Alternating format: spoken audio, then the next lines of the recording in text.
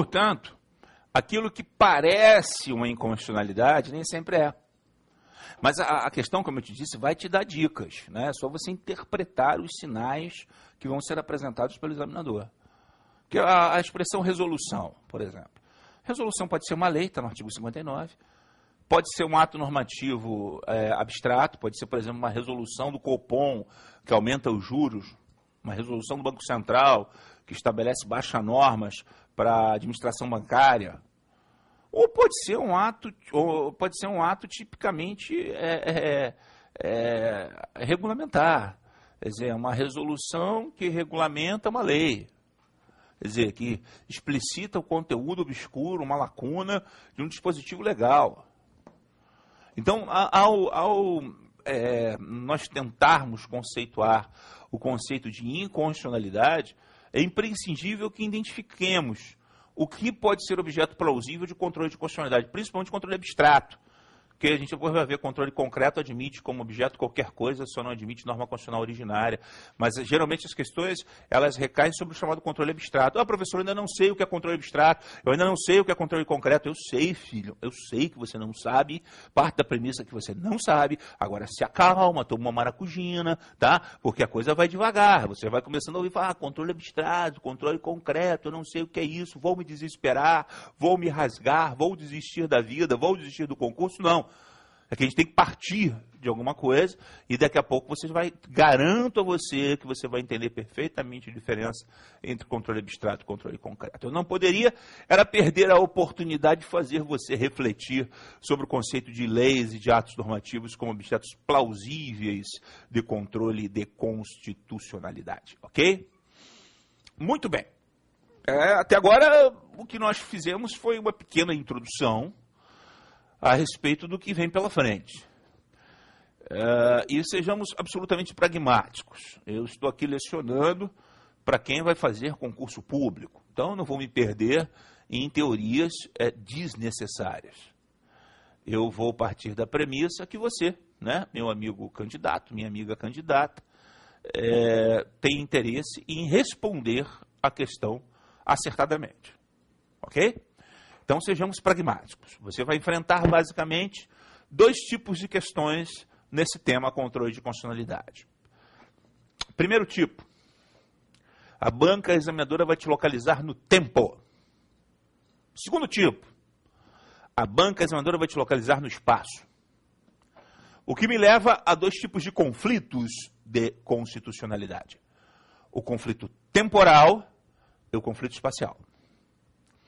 Eu vou começar adestrando você para resolver questões atinentes a conflitos temporais de constitucionalidade. Vamos lá para a lousa.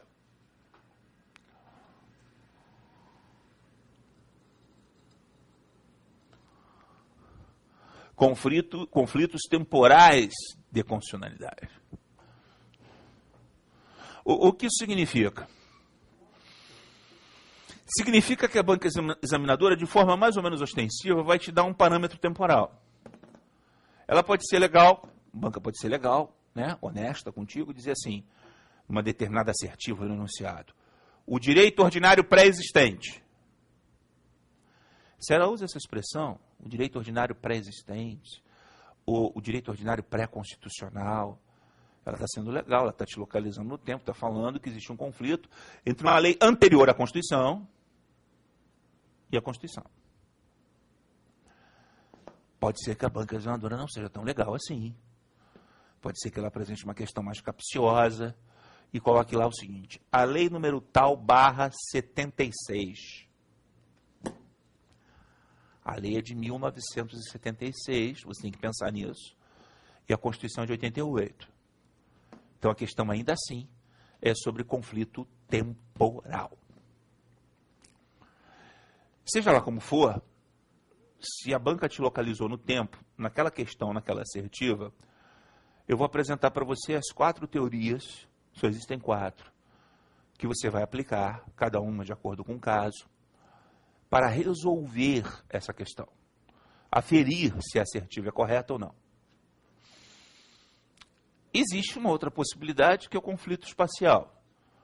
quando a banca examinadora fica silente quanto ao tempo e se refere ao espaço. Você sabe que a gente vive num Estado federal, de 3 níveis, e todos os níveis de federação brasileira têm autonomia legislativa, autonomia organizativa.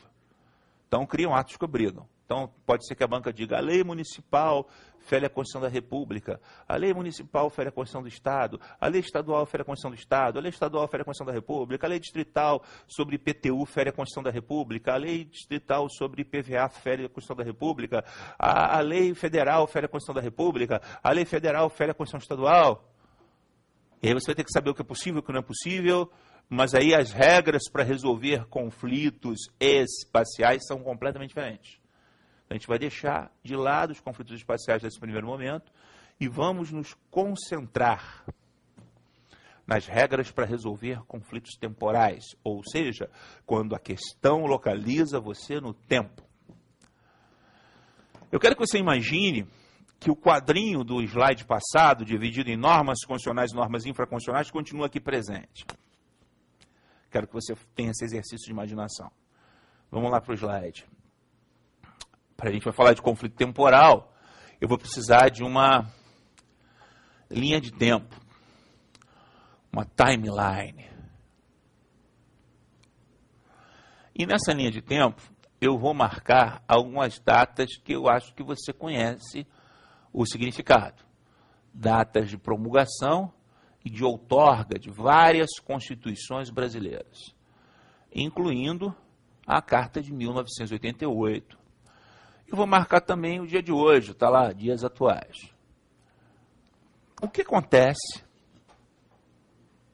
O que acontece quando uma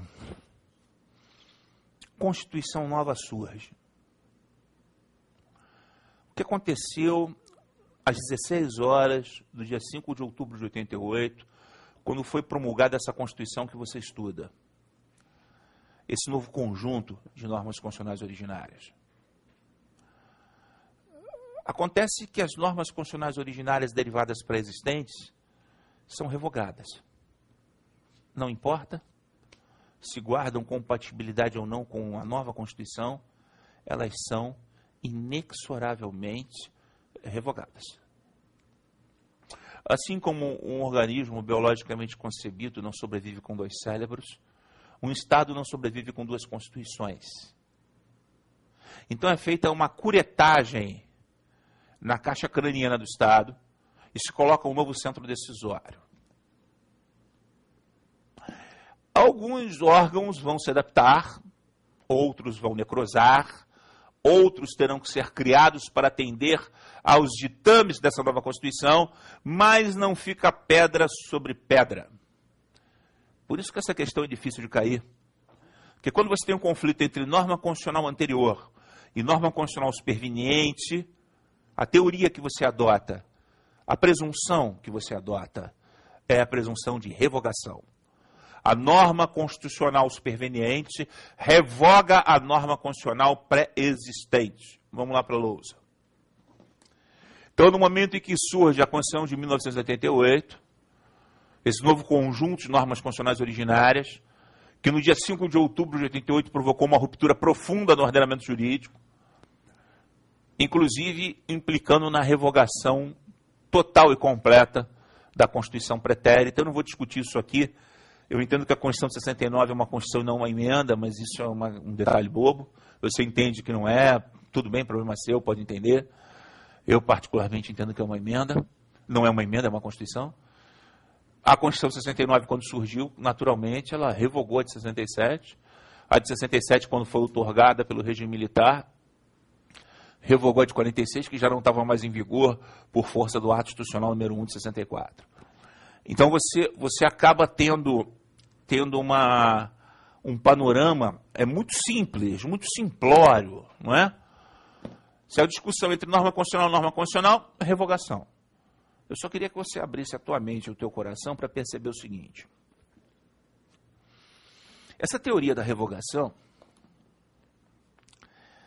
ela realmente se manifestou com toda a sua amplitude, magnitude, no dia 5 de outubro de 88, porque revogou as normas constitucionais anteriores, originárias derivadas.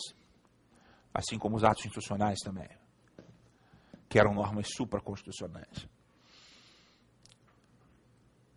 Aqueles que ainda eram remanescentes, né, porque alguns atos institucionais já tinham sido revogados. Mas é interessante que você perceba, que você abra a sua mente e o seu coração para perceber que esse fenômeno da revogação, ele pode ocorrer, e geralmente ocorre, a cada emenda constitucional promulgada. A cada promulgação de uma emenda constitucional, esse fenômeno vai ocorrer. Ou pode ocorrer, quer dizer, se a emenda constitucional é uma emenda aditiva, quer dizer, ela acrescenta um novo artigo ao ato das disposições constitucionais transitórias, ou cria um novo artigo na parte permanente da Constituição, ela não é uma emenda revogativa, é apenas aditiva. Mas geralmente as emendas ou modificam a redação de artigos que já existem, ou revogam artigos e lhes dão uma nova redação, simplesmente revogam um artigo. Então, aí, só que quando uma emenda constitucional é promulgada, ela vai revogar o dispositivo constitucional pré-existente, mas entenda o seguinte, vai revogar, e aí essa teoria da revogação, ela se aplica com menor o quê? Magnitude, mas ela se aplica. Não fica encastelado, né?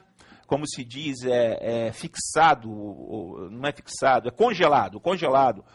Em 5 de outubro de 88, como está apresentando aqui o esquema, porque você tem que abrir realmente a tua dimensão de entendimento para perceber que, havendo emenda constitucional, a norma constitucional originária derivada pré-existente é revogada por aquela emenda, quando aquela emenda modifica a redação daquele dispositivo da Constituição, quando aquela emenda revoga, pura e simplesmente, aquele dispositivo da Constituição, aquele artigo, aquele parágrafo, aquele inciso, aquela linha do texto constitucional.